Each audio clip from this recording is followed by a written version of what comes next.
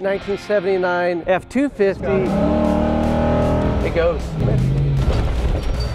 Brand new gearbox, goes into this large muffler. Feels like a brand new truck. Ranger XLT. It's called Pepper.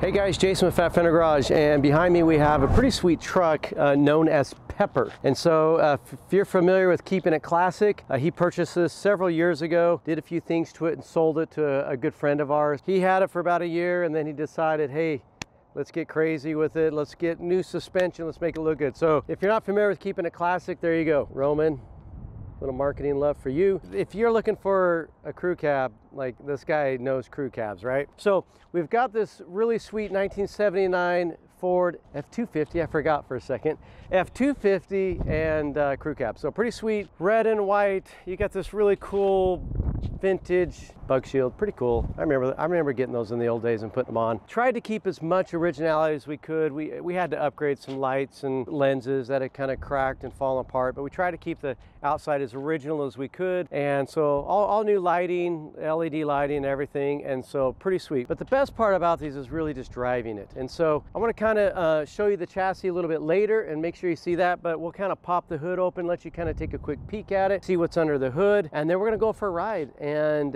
see what it's like to just like ride in a brand new chassis. Very cool truck. There's not a lot of cool truck out there, but this is definitely one of them. Let's pop the hood here and see if we can get that in. Oh, badge. I gotta pull harder. Okay, I got it. I just didn't pull hard enough. All right, so under the hood we have a Gen 3 Coyote motor. It's actually an Illuminator motor, and because there's an anticipation of putting a supercharger on here later, so everything we did was kind of prep for it.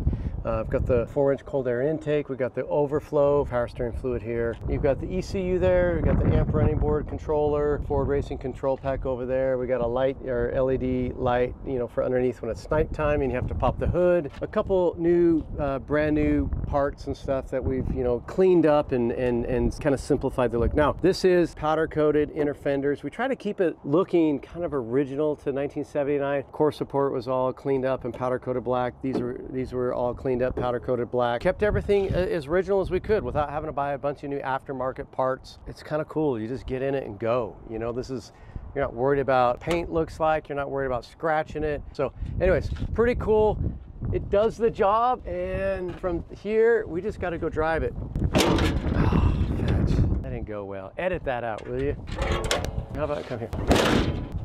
Man, it's actually hard to shut with this thing right here. It's not shut all the way. All right, somebody on that side. Gavin, make yourself useful. All right, ready, go. Okay, we got it.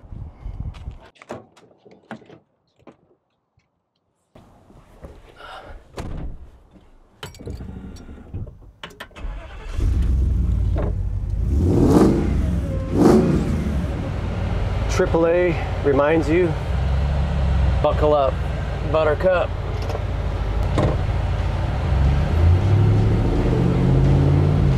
All right, so here we are, 1979 Ford F250 Ranger XLT. Super awesome truck. So man, he's gonna have so much fun driving this thing. Of course, we got a new Spark steering wheel. We got new Dakota digital gauges. We got a resto mod, kind of a factory looking AC controls here where it just kind of goes off, full blast. So kind of a little bit of a factory look. And so that's what's providing the cold air. We've got a retro sound stereo system. We're not playing it right now because it kind of gets in the way with us talking, but we got Focal subs and door speakers. Some nice setup in here. Sounds really good. We've got a bass knob tied to it. Just original, you know, key ignition, nothing crazy. Of course, you got your 2-wheel, 4 high, 4 low. You can go to 4 high while you're driving it. You know, about 20 miles an hour, you can shift it. But then you can also stop, you know, put it in neutral and then go into 4 low. Man, it's smooth. You know, and it feels pretty good too. The steering wheel, like it's pretty good control. Like I'm just driving it with one finger. It's actually really nice. Oh, the brakes work real good. So everybody kind of worries like, brakes, I should do hydro boost on everything. We just really got master cylinder and a brake booster, and they work really good. If you dial it in right, they'll work great. And we're running 37s on here, so But I like the way the suspension feels in here because it's soft enough that it feels really good and comfortable, but not so soft that if I hit on the brakes like it's, you know, squatting and diving on me. So the steering wheel's a little crooked, so we're gonna have to get that straightened around. It always happens when you're that last little bit, but that's all right. That's a super easy repair. All the things I like to test. I like to check the speed, you know, just go through all those little things. We got about 1,200 miles on it, just making sure everything's good and perfect for them. Battery's charging at 14.5. We got 3/8 of a tank of gas. Everything seems to be looking pretty good. It's a 180-degree temperature on it, which is pretty good because it's, you know, 105 degrees today and we're only at 180 degrees. So it's staying pretty cool. Interior feels really comfortable. Legs feel really good. Seat feels good. I love this interior in here. This kind of has like a little bit of a Western feel for this old truck. It felt right. All that kind of tied in with the, you know, this burl walnut look that they've got on here from the factory. And then we did kind of a nod to a King Ranch. So it really, even though it's not a King Ranch interior, we just want to do like a nod to it, kind of give it that King Ranch feel. So everything fits really good, looks good. This is going to be super awesome to turn over to him. He's going to love it. Plenty of power for whatever you're doing. Like I said, it's got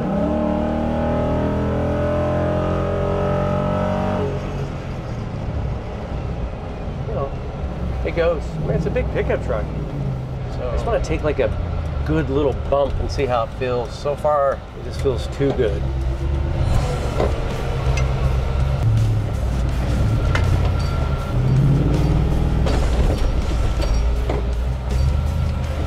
It's pretty bumpy stuff right here. Doing its job. It's pretty sweet.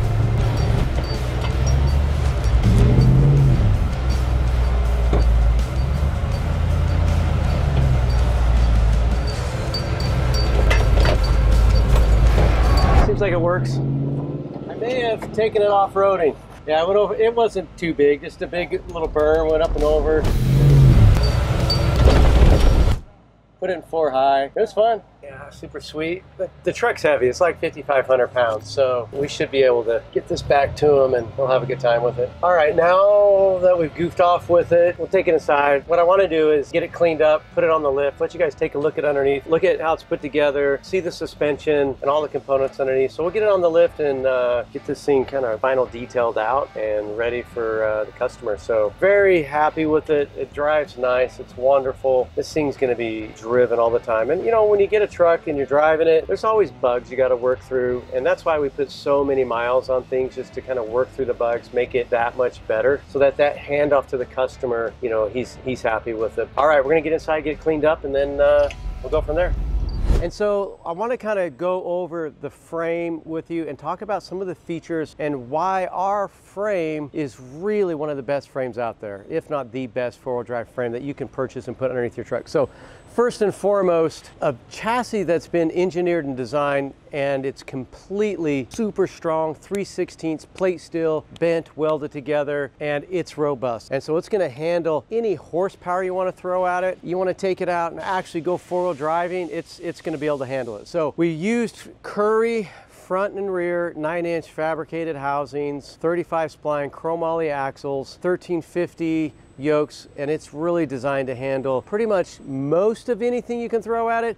Again, it's not rock crawling stuff. Like, let's be honest, most people driving these are not rock crawling, right? Like, they're just buying these to go cruise, look good, feel good, and have the enjoyment of driving an old classic every day on the road. And occasionally they want to go hiking in the woods, and maybe they get into a little bit of four-wheel driving. All right, so let's talk about steering. So steering on these things stinks, right? Like, you got an old factory gearbox, you've got, you know, 6-8 inches of just free play in there. So what we decided to do was really go with a brand new gearbox that's been designed for this chassis.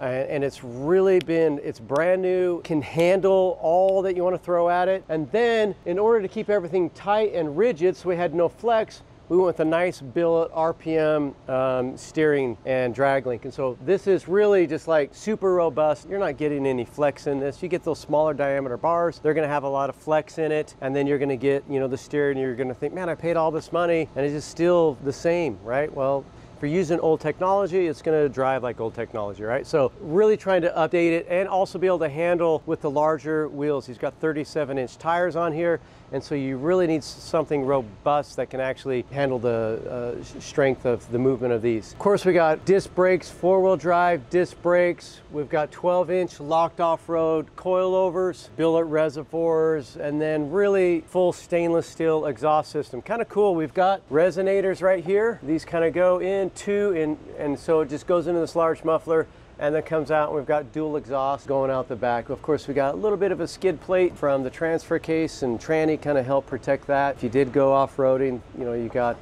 plenty of safety there. Of course, you got your drive shaft, double cardone drive shaft, front double cardone, and so 4-link parallel bar suspension, rear suspension, panhard bar to keep everything nice and centered. You've got a 30-gallon gas tank in the back. You should be able to get, with 30 gallons, you should be able to get about 450 miles out of this tank of gas.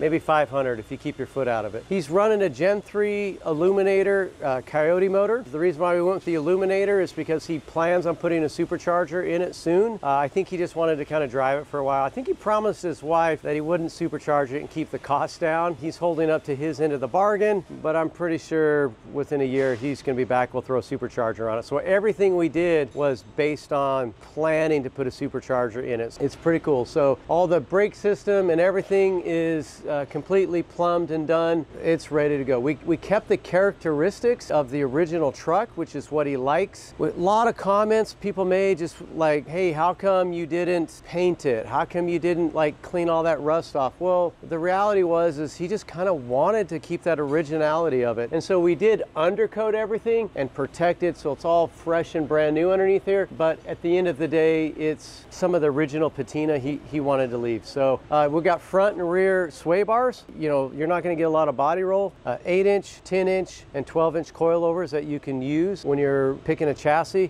Just depends on the height, what size tires you want to run. Last but not least, let's check out these wheels. These are pretty cool. We got these beadlock KMC wheels, pretty sweet. Kind of a brushed finish. Looks real great with the rest of the truck. Kind of has that just original old school look without looking too fancy. You got to see the interior when you went on the ride along, and you got to know what that's like. But aside from the sheet metal, everything else has been gone through. We didn't paint the truck, we undercoated it, we didn't paint the inside.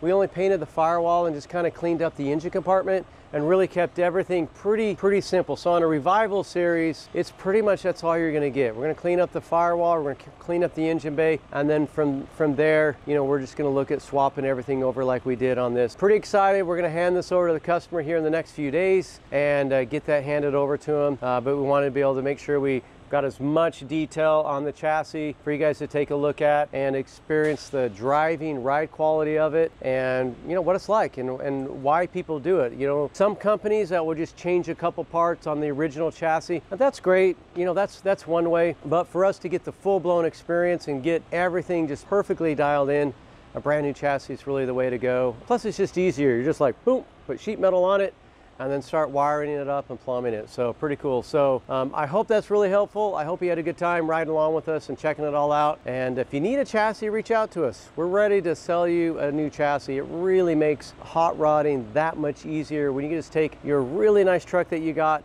move it over on a chassis, and then make it drive and perform the way you want it to be. So give us a call. We'll be happy to help you. Until next time, hey, we'll talk to you later, and happy hot rodding.